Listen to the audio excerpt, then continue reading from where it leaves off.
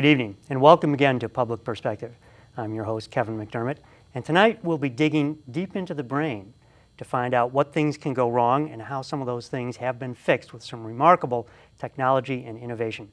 Our guest tonight is Professor Clark Elliott of DePaul University, a professor of artificial intelligence who went through a traumatic brain injury and has lived to tell about it, has come back fully recovered, and is here tonight to talk about what your experiences were and what kind of technology and innovation were used to try to get you back to the person you used to be. Welcome to the show, Professor Elliott. Kevin McDermott, thank you so much for having me on.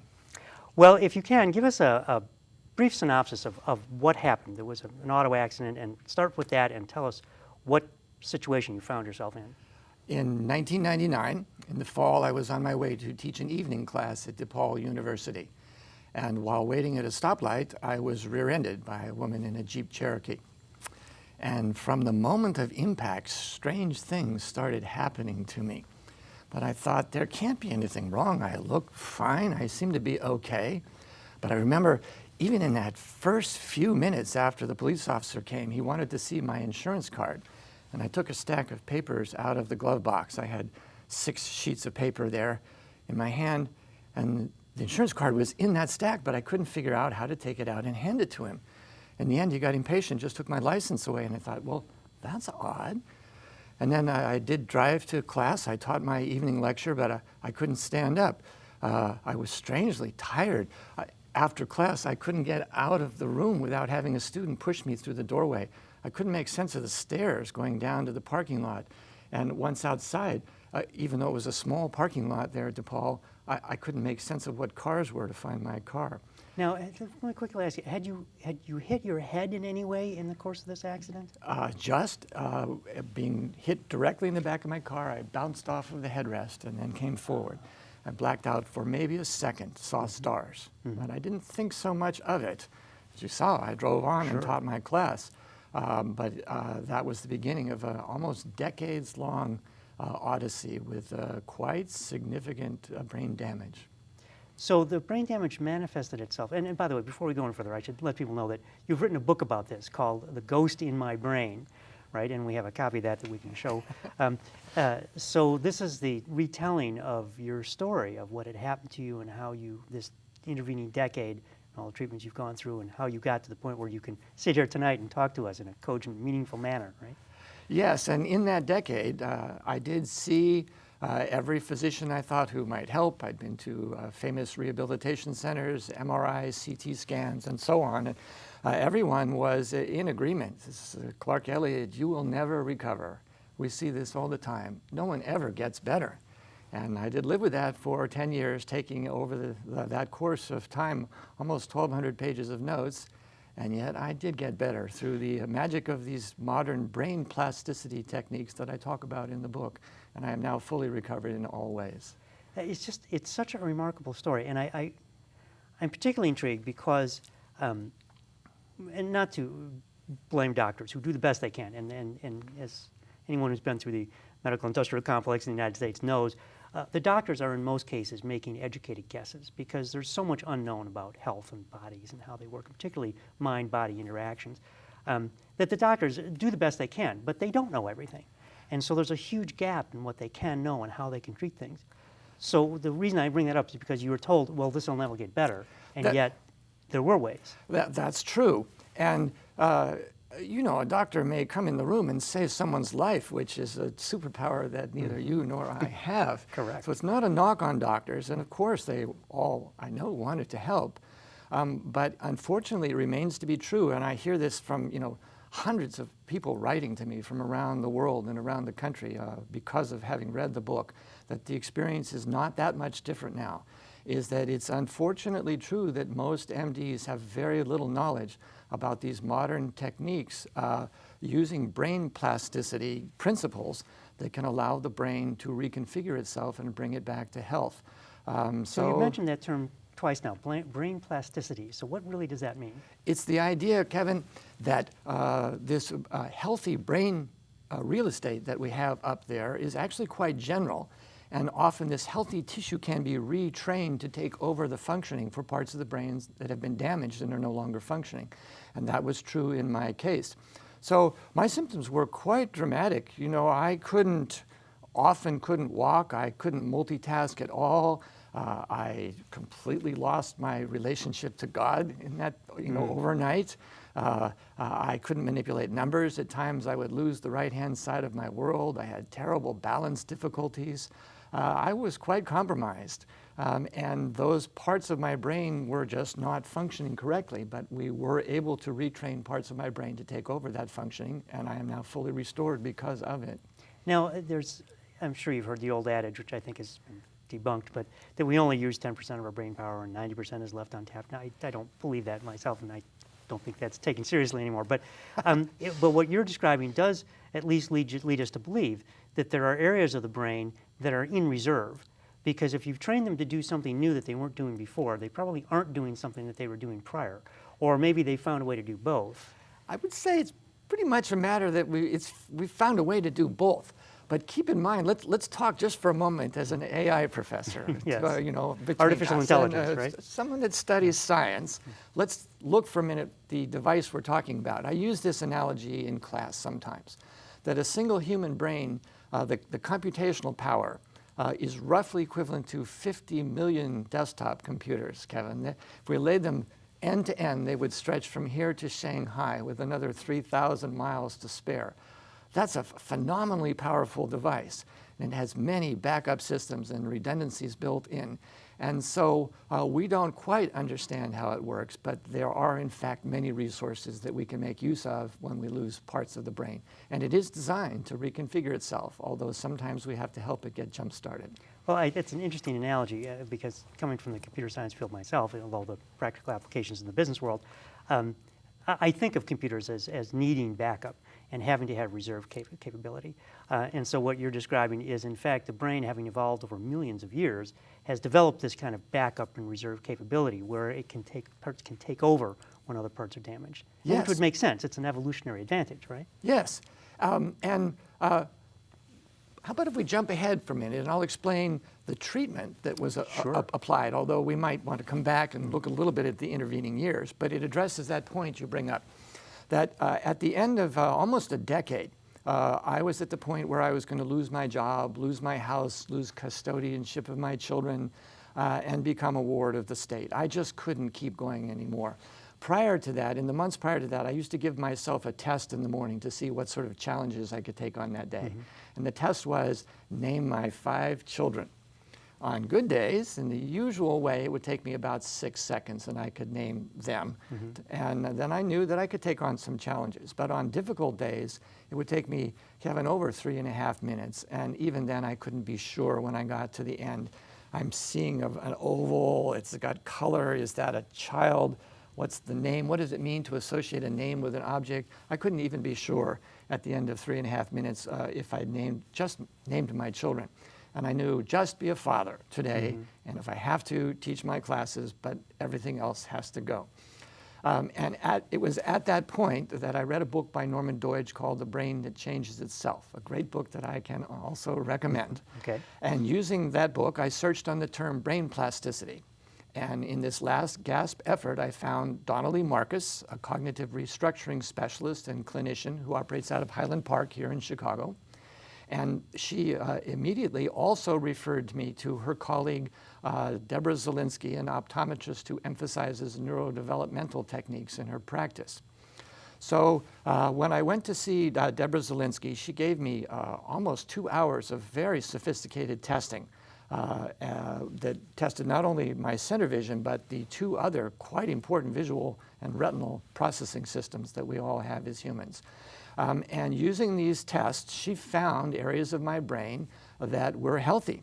And she could reroute these visual spatial signals through the optic radiations in my brain that were traveling through those healthy brain areas back to my visual cortex and carve what we could think of as a dirt road through my brain, through this new tissue that was operating in a backup capacity but was not originally designed to process those signals.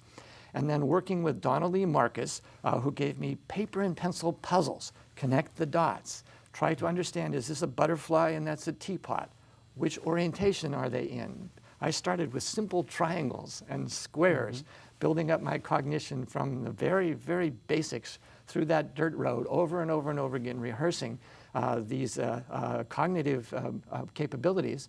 And over time was fully restored in my brain functioning, allowing me to be a professor of AI again. Now, one of the things that I read that was fascinating to me was the idea that you also, the optometrist gave you special glasses that redirected the light in different paths, so it hit the retina in different ways in order to trigger the non-visual image processing capability of the retina.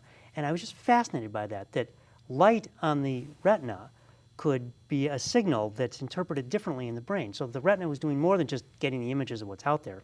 It was helping you with the actual cognitive function. Absolutely. And you're very astute in picking that part of the book out.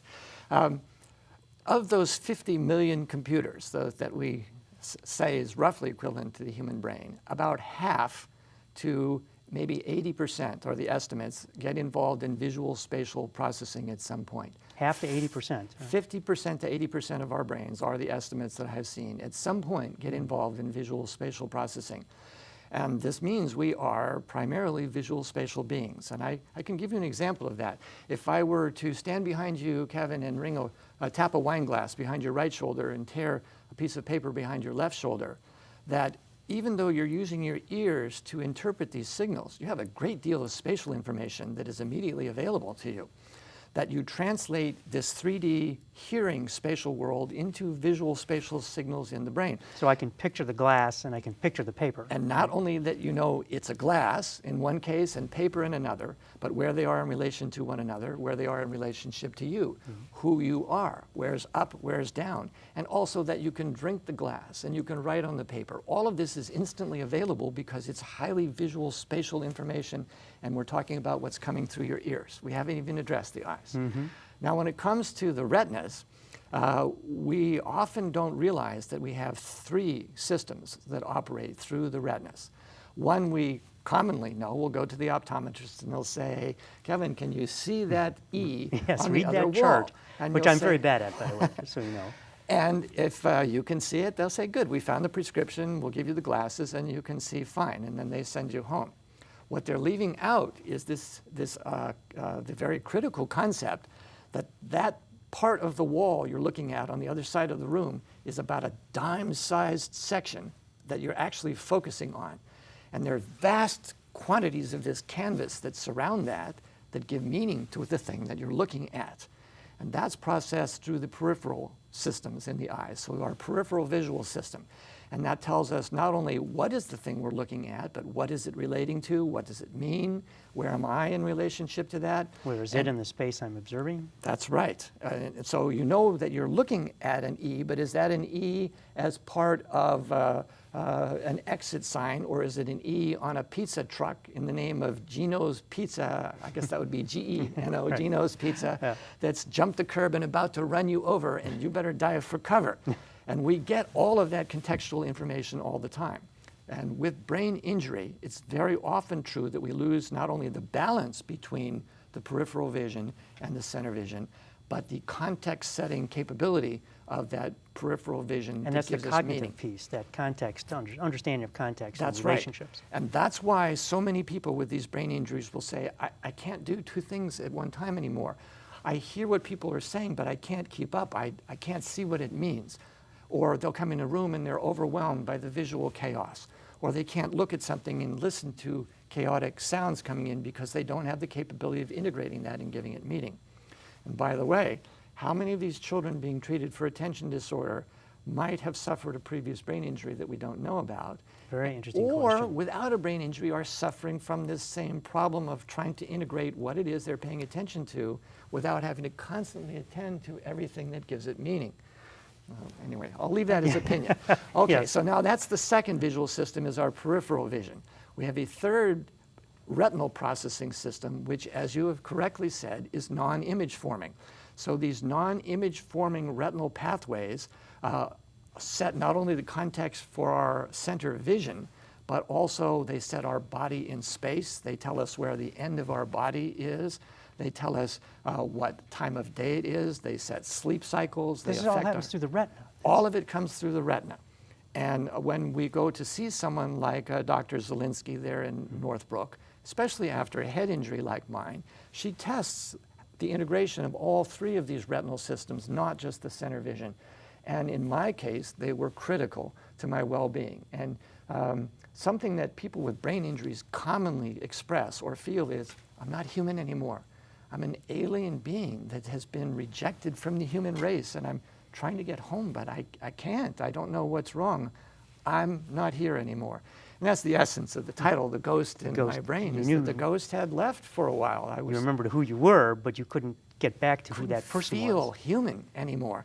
And in my case, it was the using the glasses that had prisms built into them originally and some other prescriptions.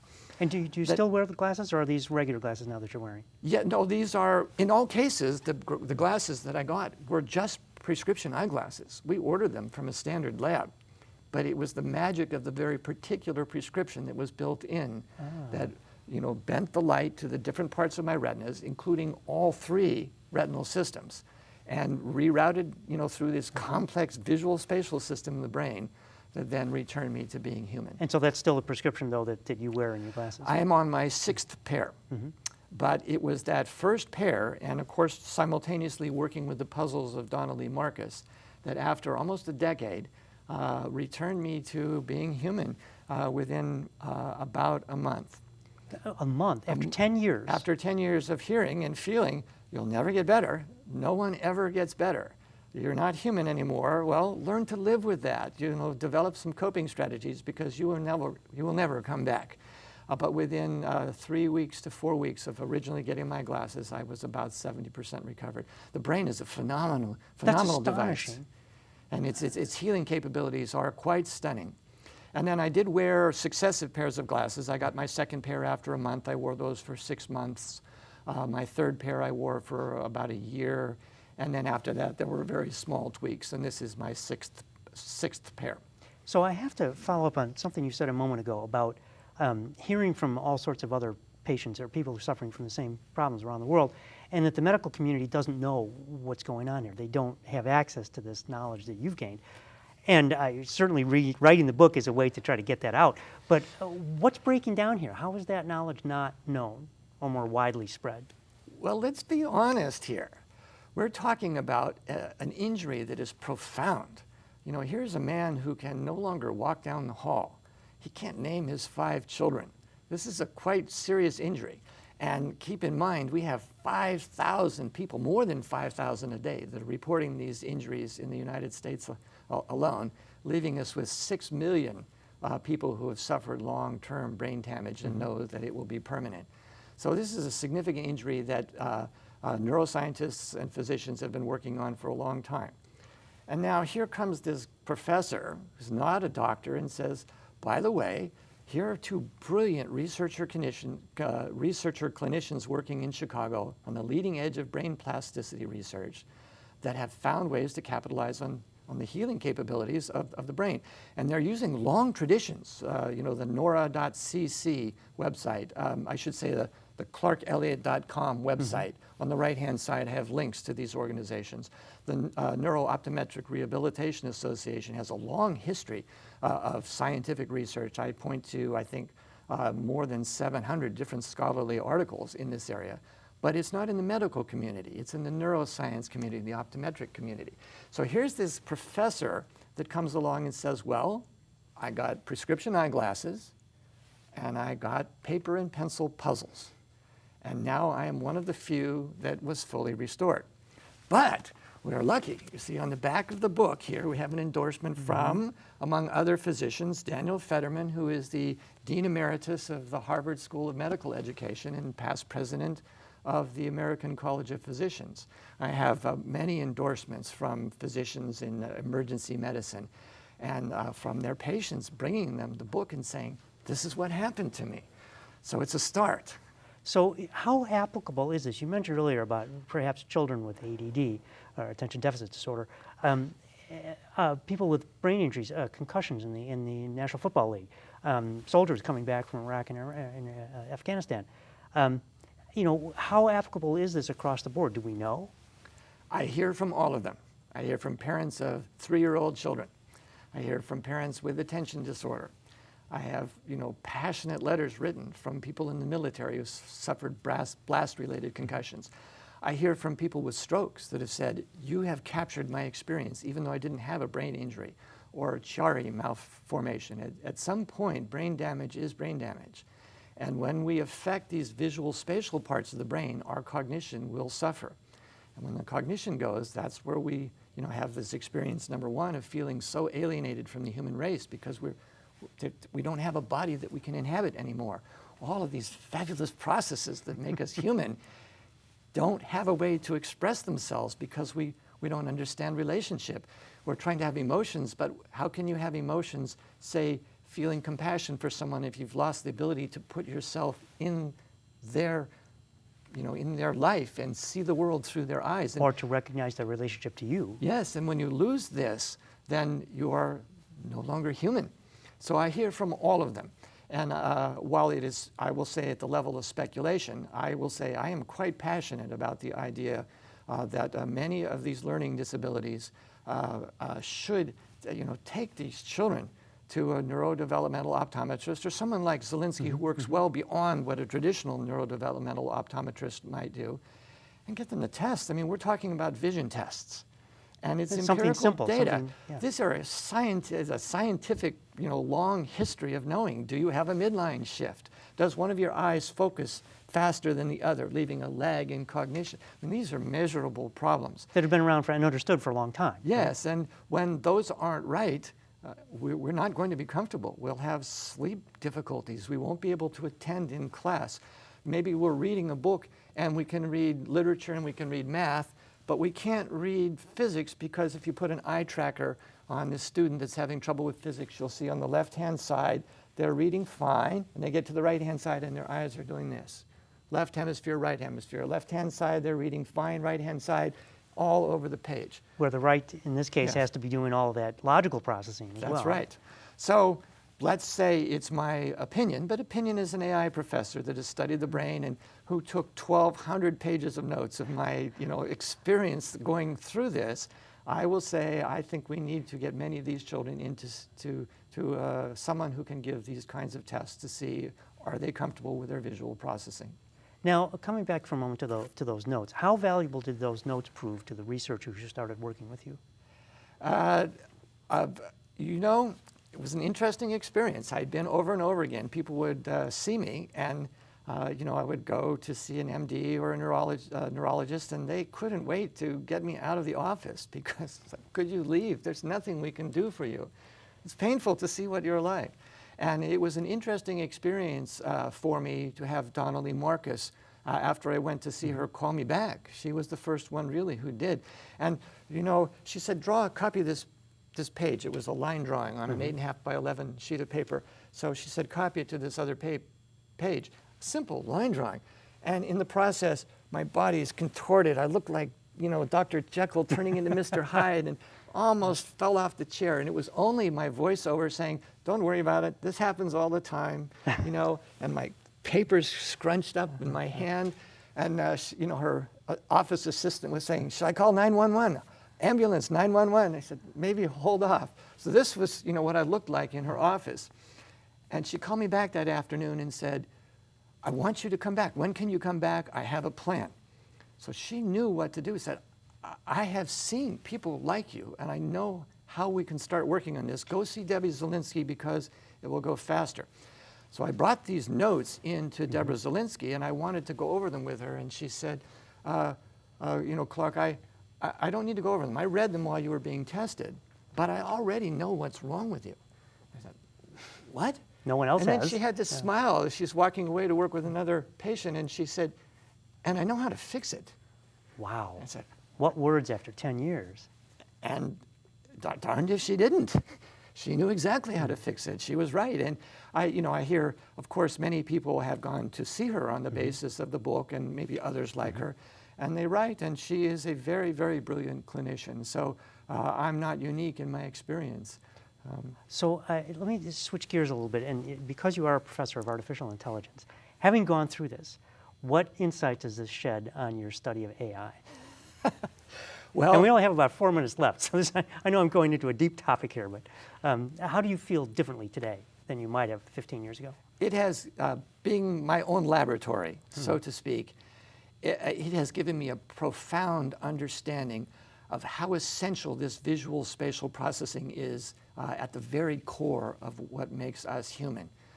I could give an example of something that I lost overnight, was my relationship to God, that it just disappeared. All of a sudden there's no one there anymore. And I think, how did It wasn't that a happen? decision. It wasn't like you lost faith. It disappeared. Faith, in fact, would have to be increased, but there was no longer a dialogue there. Or the flattening of affect at times, that emotions would flatten out under stress because I couldn't support that kind of reasoning. And in so many hundreds of ways, I was no longer human. And the insidious thing, Kevin, is you don't actually realize it. So you think something's missing, but I don't know what it is. An easy example is I lost the right-hand side of my world in something we call neglect under brain stress. And I would have to turn left. I couldn't turn right anymore. If I'm looking at the numbers on a page, the lower numbers on the left would mean something. The numbers on the right wouldn't mean anything to me because there was no right-hand side of the world. Wow. But nowhere in my notes does it say there is no right-hand side of my world because it was so far gone, I You couldn't even recognize I it. couldn't write it down. I knew that the world was changed, but I couldn't conceive of the right-hand side of the world to write it down. And that's very troubling. People will go into the emergency room and they'll say, something's wrong, I'm not right. And they'll say, what's wrong? And say, I don't know. Scary. You don't know. So when I think about artificial intelligence and computer intelligence, computers don't have eyes, and so they can't do this visual processing, and they can't even do the image processing is they're at least getting a little better with self-driving cars and the like. But this third area of the non-visual images, that they're non-visual processing that the light signals produce, is anyone in AI even thinking about these things? Well, we test them in Zelinsky's office. You close your eyes, that little bit of light comes through is enough for us to activate those non-visual retinal channels. So she can ring a bell, and with one set of lenses, you'll miss it entirely. She'll change the lenses with your eyes closed, and bing, you're getting it right on. You're using that non-visual processing. But keep in mind, people who are blind, have been blind from birth, are still very much human because they have that spatial hardware, that visual spatial hardware, and it might not appear to them in the same way that we have it as sighted people, but it's still there, that machinery that gives meaning to relationship. So they're probably still absorbing light even through their eyes, and this. In some cases, people who can't see do still have enough light coming through those non-visual retinal channels to activate those systems. But even if they can't see at all, they still have the hardware in there. And this 3D spatial processing can come through our ears and through our proprioceptive sense, and it still maps to that hardware that visually, spatially represents the world around us and us in it. So could you get a computer to do that? It will be a while. Keep in mind how complex we are. 50 million computers, and that's the easy part. We haven't talked about memory. That's just the actual computational power, right? Yes. Not all of the emotions and everything else that makes us human. And it's also, as an AI professor, given me just a profound wonder at the great complexity, the fabulous complexity of what it is that goes into making us human. Well, on that note, we're already out of time, and I can't think of a better way to sum it up than just like that. So, Professor Elliott, thank you so much for being on the show. I was fascinated by this story, and I wish you the best of luck with the book and with getting this message out. Thank you so much. And thank you for joining us once again on Public Perspective. I'm your host, Kevin McDermott. You can see us every Saturday night at 8 on Comcast Channel 19, and you can find us on the web at publicperspective.tv. So, till next time, thank you and good night.